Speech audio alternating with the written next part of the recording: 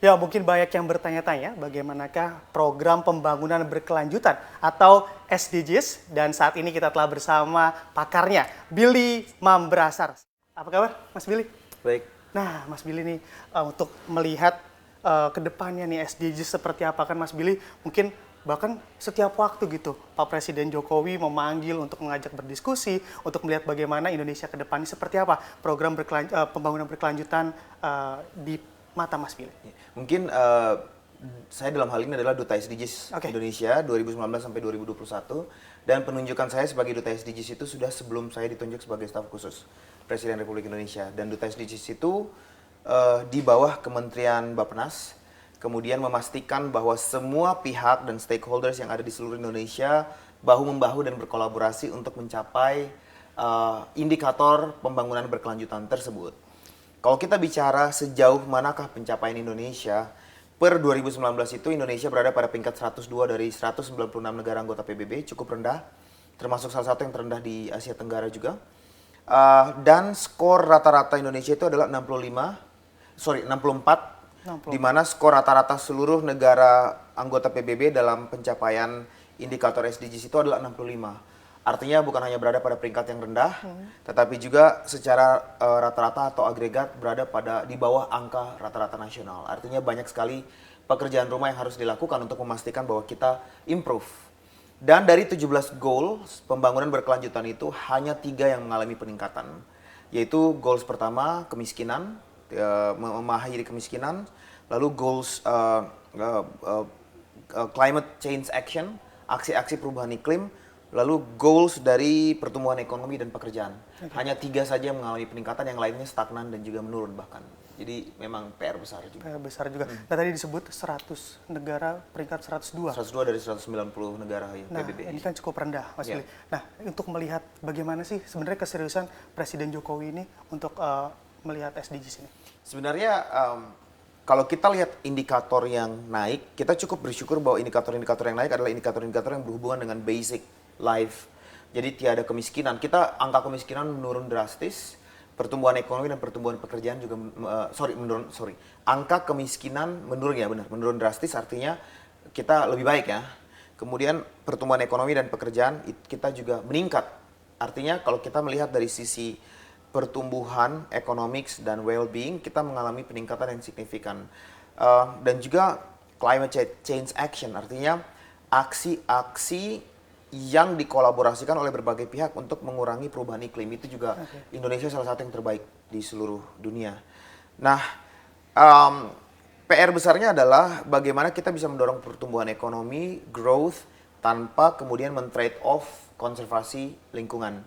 Itu yang harus kita pikirkan, bagaimana trade off yang terbaik. Artinya bahwa pertumbuhan ekonomi boleh, tetapi juga kita tetap mengkonserv lingkungan hidup. Oke, kalau kita lihat kan SDGs ini kan memang bulirnya banyak sekali ya, Mas Billy. Nah, ini bagaimana Presiden Jokowi buat memonitor begitu agar peringkatnya juga bisa naik dan programnya juga mungkin dapat berjalan dengan baik. Nah, seperti apa Presiden melihatnya? Iya, sebenarnya kalau kita bicara kan Pak Presiden sendiri sudah mengeluarkan Inpres ya, Inpres untuk Inpres pembangunan berkelanjutan itu sudah turun.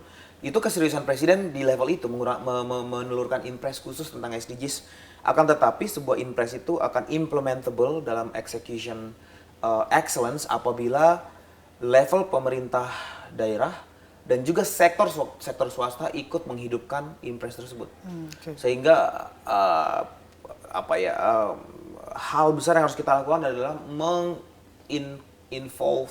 menginclude semua pihak untuk ikut berpikir melihat bahwa SDGs ini bukan hanya tanggung jawab pemerintah semata, tetapi tanggung jawab semua orang sebagai corporate citizens, good citizens. Ini peran anak muda di SDGs seperti apa, Mas Billy? Iya, kita lihat tadi climate change action itu merupakan satu angka yang meningkat drastis ya. Artinya bahwa collaborated climate change actions itu sudah sangat masif terjadi di Indonesia, dan itu digerakkan oleh mostly anak muda. Kita bicara tentang Bali punya program yang zero plastic waste.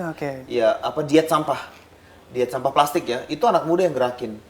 Kita bicara tentang kelompok-kelompok, dan itu tuh dari Sabang sampai Merauke, bukan hanya di Bali, bukan hanya di Jawa. Artinya bahwa the action itu sudah massively driven by youth.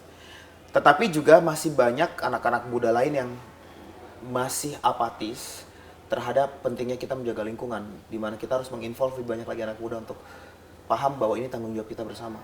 Saya pengen bicara anak muda ini sebagai satu bagian dari ekosistem stakeholders secara keseluruhan yang harus mendukung pencapaian pembangunan berkelanjutan ya. Satu anak muda dan masyarakat, kita bilangnya civic society. Satunya adalah private sectors. Dua-dua ini adalah bagian dari non-governmental citizens, non-governmental entities yang harus juga mendukung memastikan SDGs itu tercapai. Nah, tetapi hostnya kan adalah pemerintah. Artinya untuk memastikan baik anak muda, civic society, dan private sectors atau sektor swasta ini ikut terlibat, harus ada satu insentif yang jelas. Apabila insentif jelas buat mereka juga ikut terlibat, maka mereka pasti akan buy-ins. Yang kedua, kejelasan daripada pengkuantifikasi peran apa. Pertama adalah mendefinisikan peran apa yang harus mereka mainkan dan mengkuantifikasi bagaimana peran mereka ikut berkontribusi terhadap pencapaian itu. Sehingga kalau kuantifikasi itu sudah jelas, mereka bisa diberikan insentif juga yang jelas. Dan itu tentu butuh payung hukum dan regulasi yang dapat menginsentifikasi. Sehingga mereka bisa terlibat aktif. Itu untuk semua secara keseluruhan. Mention tentang private sector, seberapa keterlibatan mereka, Mas Billy? Saya pikir masih harus lebih dimaksimalkan lagi. Dan pretty reasonable kenapa kemudian mereka tidak buy-in atau mereka tidak involve. Karena belum ada insentifikasi, incentivizing designs. Kalau saya sudah bantu pemerintah untuk mencapai SDGs, satu, bagaimana itu bisa diukur sehingga kontribusi saya bisa jelas secara terkuantifikasi dengan baik.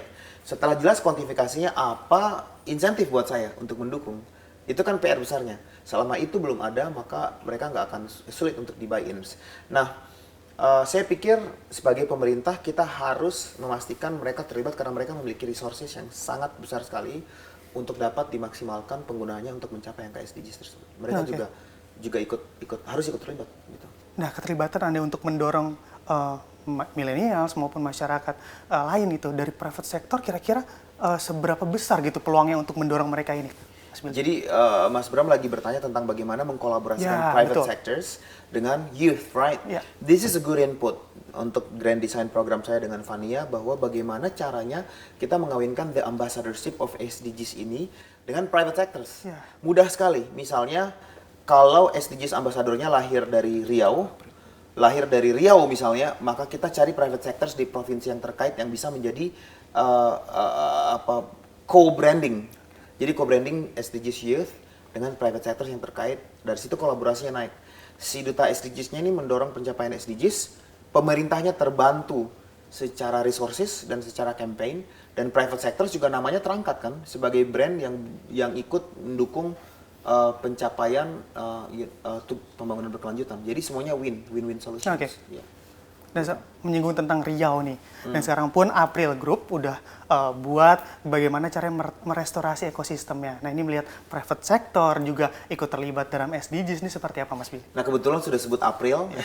Karena saya juga lagi bantu April, saya jadi konsultannya April untuk membuat sebuah grand design sustainability concept di mana ada 3 hal yang kami dorong.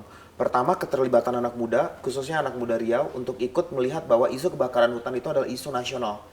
Bahkan regional ya, asapnya juga pindah ke Malaysia gitu kan, dan mereka terganggu.